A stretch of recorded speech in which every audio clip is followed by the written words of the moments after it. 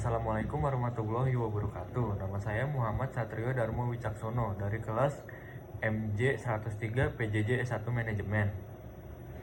Saya akan membahas kebijakan mikro di era Presiden Joko Widodo tahun 2014 sampai 2024. Kebijakan utamanya adalah peningkatan infrastruktur. Pembangunan infrastruktur masih membuka akses ekonomi daerah terpencil. Reformasi sistem perpajakan, peluncuran program tax amnesti untuk meningkatkan penerimaan pajak. Digitalisasi ekonomi, mendukung ekonomi digital melalui regulasi seperti Undang-Undang Cipta Kerja yang bertujuan mempermudah investasi. Dukungan UMKM di masa pandemi, subsidi bunga KUR, BLT UMKM, dan intensif pajak. Ulasan positif, pembangunan infrastruktur meningkatkan konektivitas dan daya saing ekonomi. Dukungan UMKM di masa pandemi menjaga daya tahan sektor ini. Ulasan negatifnya, UU Cipta Kerja mendapat kritik karena dianggap terlalu menguntungkan investor dan mengabaikan hak-hak buruh. Dampak kebijakan mikro di era pemerintahan Joko Widodo dari sisi mikroekonomi mencakup berbagai aspek yang mempengaruhi sektor usaha kecil dan menengah, rumah tangga, dan industri. Berikut penjabaran dampaknya. 1. Pembangunan infrastruktur masif. Kebijakan pembangunan jalan tol, pelabuhan, bandara, dan akses transportasi. Dampak mikro positif, meningkatkan konektivitas antar wilayah sehingga distribusi barang dan jasa jadi lebih efisien. Membuka peluang pasar baru bagi UMKM di daerah terpencil. Biaya logistik menurun, khususnya untuk sektor manufaktur kecil. Dampak negatifnya, UMKM di sekitar proyek infrastruktur terkadang tergusur akibat perubahan tata ruang. Adanya lonjakan harga lahan di sekitar infrastruktur baru yang menyulitkan akses bagi pelaku usaha kecil. 2. Dukungan UMKM di digitalisasi ekonomi. Kebijakan pemberian subsidi bunga kredit usaha rakyat atau KUR, digitalisasi UMKM, dan intensif untuk startup ekonomi digital. Dampak mikro positif, akses pembiayaan lebih mudah melalui KUR dengan bunga rendah, mendorong pertumbuhan usaha kecil. Banyak UMKM mulai memanfaatkan platform digital untuk memasarkan produk mereka, meningkatkan pangsa pasar dan intensif bisnis. Ekosistem startup berkembang, membuka peluang baru bagi usaha berbasis teknologi. Dampak mikro negatif, ketimpangan digital terutama di wilayah pelosok membuat sebagian UMKM tertinggal.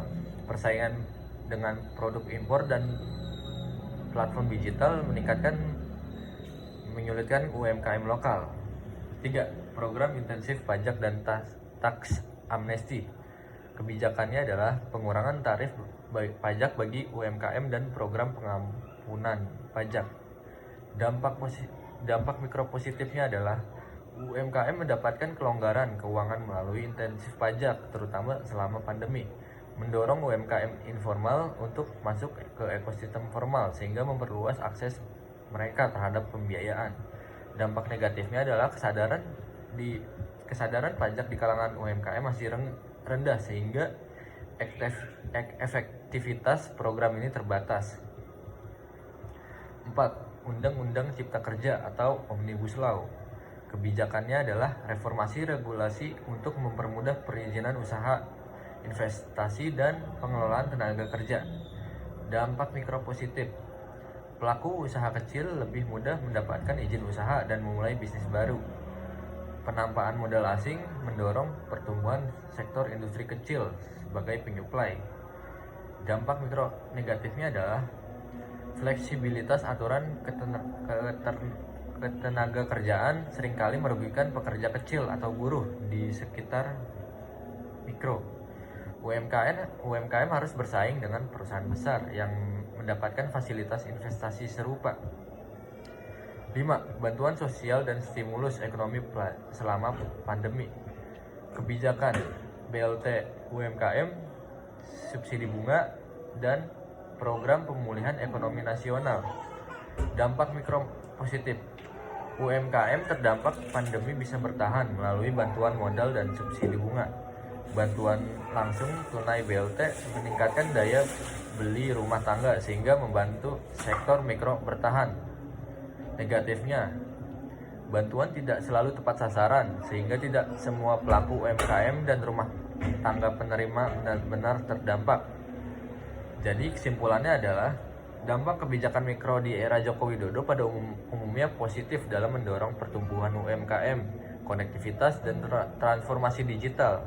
Namun keberhasilan penuh kebijakan ini sering terkendala oleh kesenjangan infrastruktur, ketimpangan digital, dan persaingan usaha yang belum sepenuhnya adil.